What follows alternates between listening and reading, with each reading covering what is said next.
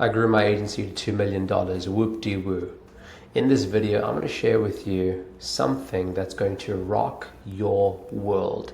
If you're an agency owner, you have to check this out, because everything that I thought was on the other side of making millions of dollars in the agency space was, quite frankly, a lie. And I wish I knew some of what I'm going to share with you in this video sooner, so that I would have been able to scale faster, more efficiently, and to a certain point before saying, hey, I'm not going to go beyond here, because beyond this point, there's all these other problems that ensue. So if you watch until the end, my promise in this video is that you'll have a very, very good idea of how far you want to go in this game, and if you even want to continue at all. So grab your popcorn, grab your drinks, switch off your notifications, tell everyone on Slack to go eat it for just a little bit at least, and let's have some fun. So who am I? My name is Hamza. Was born and raised in South Africa, hence the accent. Parents are Pakistani, hence the brownness. But I lived in Canada for 14 years, hence the entrepreneurship, let's just say. Well, Pakistanis and South Africans are very entrepreneurial too, but I think Canadians are better off in terms of wealth. So nonetheless, look, I started cold calling, grew the agency to 25K, started running ads. And contrary to what anyone tells you, even back then what I believed is that I could just continue to scale off cold, DMs, emails, etc., calls, and I would be fine. Because hey, my cost per acquisition is pretty low, and I'll be able to continue to go this way. And if I do it this way, my profit margins are going to be really lean, mean, and I'll be really rich. But the truth is, I wish I realized sooner that trying to scale off of cold is very tough, right? There's a lot of nuts and bolts, especially with cold DMs and cold emails, and trying to scale that can be a headache. Cold calling, there's only so many hours in the day. Scaling that, there's a limit to it, right? Unless you start hiring cold callers and they do it. But in all three cases, with cold outreach or even organic referrals, whatever, the bottleneck becomes the quality. Right? I found that over time, getting a quality appointment, a quality lead, someone that really was interested and almost ready to buy and was pre-sold on what I do, yeah, cold wasn't doing it. So naturally, I started running paid ads. And one of the things that I wish I knew sooner was paid ads is a very different ball game, okay? The truth is that I spent about, the numbers slips by me, but it's like $8,000 to $12,000, somewhere around there, on paid ads with zero return. I did not make anything in the first few months of trying paid ads. Why? Because I was doing it completely from the hip. I was throwing stuff against the wall that I thought was going to work. When in actuality, what I should have done, which I ended up doing later, was actually become a student of the market, so understanding the avatar, but more than that, also becoming a student of marketing. You see, one thing I didn't realize soon enough, which cost me, frankly, hundreds of thousands, was that a lot of marketers are really in the game to make money. Very few marketers are in the game to be good at marketing and turn it into a craft. I was literally just on a community call for my school community, which the description, you can find the link. This guy was saying how he's going to go into med school and just wants to get a few agency clients before he gets into med school. It's like the game is littered with people like this who are basically just running an agency or starting an agency because they want to make some quick money. And I'm not going to blame you for that. I'm really not. But if we're looking for scaling to big numbers, 2 mil plus 4 mil, some people 10 mil, selling, exiting, automating the thing, you kind of have to be more than just a business owner that figured out that marketing is lucrative. So that's the first thing, becoming a student of the market, so the niche you're in, and then really becoming a student of marketing. So what does that mean? I started reading breakthrough advertising. I started reading great leads. I started reading scientific advertising, started reading Dan Kennedy's books, and all the greats who've already done this with direct mail, which a lot of the concepts they still apply. And then realizing, wow, there's a lot of this that I can apply to the marketing world. And in applying it to the marketing world, what I realized is, wow, a lot of people have the same ads, saying the same thing, making the same promises, talking about the same guarantees and get results or you don't pay, etc., etc. And so what I realized is that I wanted to actually stand out in the marketplace, and the best way to stand out in the marketplace is with something called a unique mechanism. Okay, in my roofing agency, we developed the Roofs on Demand program. We basically gave a name to something that actually a lot of other agencies were doing, but because they didn't give it a name, people looked at us and thought that we stood out. So what we were doing was running Facebook ads, generating leads, qualifying them, booking them, and then doing a reminder call before the appointment happened so that there would be a show rate. And then, we would even follow up and get like reviews and stuff, for example.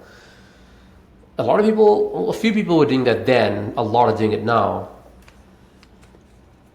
But no one had a name for it. And by simply pointing out that there was a name to the system, that gave us a big lift. Now, today you can't necessarily do that, so I'm not saying that that's what you might do if you're watching this, but having a real unique mechanism, something that makes you unique from everyone else. Back then, it was just naming the thing that we did, or that others did as well. But now it would really come down to going a layer deeper and actually helping the prospect see that I understand them very well. Because here's the thing, as you go deeper into a niche, what helps you really stand out from everyone else, even if you may have a fairly similar offer? It's the degree, the depth to which you understand the actual prospect, right? And so that's what I started doing more, was I started making more intricate ads that illuminated niche specific pain points. Again, not just on the surface level, but going really deep on why the problem they face is even a problem in the first place. Not a lot of people do that. People don't give a reason why a problem is even a problem. And then in the process, what ended up happening is we grew our agency. Now this is where the agency takes a drastic turn in 2020, starts scaling to the freaking moon, right? Like 10, 20, 30 clients a month coming on.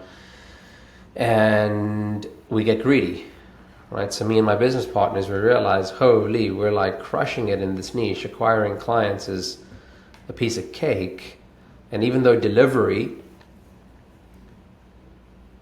wasn't quite there yet, and if you can relate to this right now, then just keep watching, because this is about to get pretty crazy. Because what ended up happening is that we just closed and closed and closed. We were churning clients, but we were still closing way more than we were churning. And iteration and consolidation on the product just wasn't happening. It's a lesson that I wish I learned sooner, because sitting over here, it pains me saying this, that we promised a bunch of contractors, clients, things that we just couldn't deliver on. No, we couldn't. And that's why today, just a pause in that, that's why today I run a boutique agency where I only work with like a handful, if even, clients that are much higher ticket, of course, right? But I really take the time to make sure that they get an absolute incredible product experience and that they have no complaints, and that's why they stay for years rather than months. So with that said,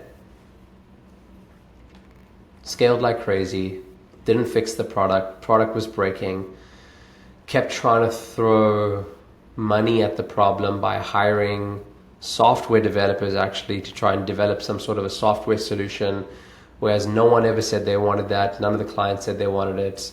We just had this idea that we would have a software and that we'd be able to,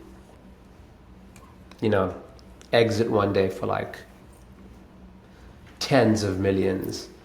And it just didn't end up being the case, right? We lost focus on our core competencies, which at that stage is that we were a Facebook lead generation and appointment generation agency. We started dabbling in a whole bunch of other endeavors that we really shouldn't have, so we lost focus. And in the process, lost health, lost sleep, almost lost a marriage. So I mean, if you want to know what the truth is about scaling to 2 million, it's that it can get to your head. And I started thinking that I was the one who was creating all the success. Started to think that I was the one who produced all of this. And in hindsight, I mean, yeah, maybe you could say I ran the ads, we closed the deals, etc., etc. But it was really God, right? It was really God who was testing me and showing me, okay, like, what are you going to do with this wealth? What are you going to do with this responsibility? And frankly, I didn't use it very well, right? I wasn't very present for my family. I didn't really like my clients. I wouldn't really speak to them.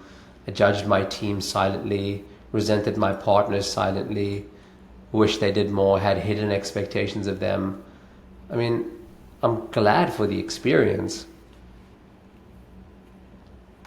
But would I scale to 2 million again? Frankly, like, my agency right now is not at 2 million. Right? I don't want to go there, right? 1 million is the max, right? 1 million a year, cool, that's nice, that's great. But like, beyond that point, man, like, it can get pretty crazy. I mean, heck, I would even say, like, beyond 750K, it can start being a real headache, a real pain. So what I would say, student of the markets, student of marketing, become wildly good at what you do. In my case, it's direct response advertising. Separate yourself from everyone else in your niche, in your space. Provide extreme value to a very small group of people and charge very well for it. And grow with them. And then turn around and teach what you know. It's exactly what you see me doing right now. Right? I work with big clients now. $100 million plus companies. And I don't have a lot of clients. I don't want a lot of clients. I only want to work with the best clients, people that have everything dialed in except for their ads maybe. And I can come and produce a lift that's sizable, that's measurable. So you got to ask yourself too, right? Why are you doing this? And if you are just a business owner that happens to be in marketing, how are you going to keep up with all the marketers whose craft this is?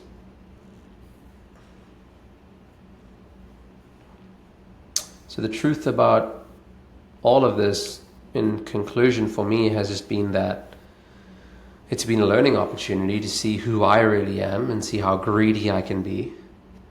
And the switch that I made was to focus on serving and giving above and beyond everything, which is why now all my offers are on a revenue share. Even my one-on-one mentorship offers, I do not take any money from anyone unless I make them money.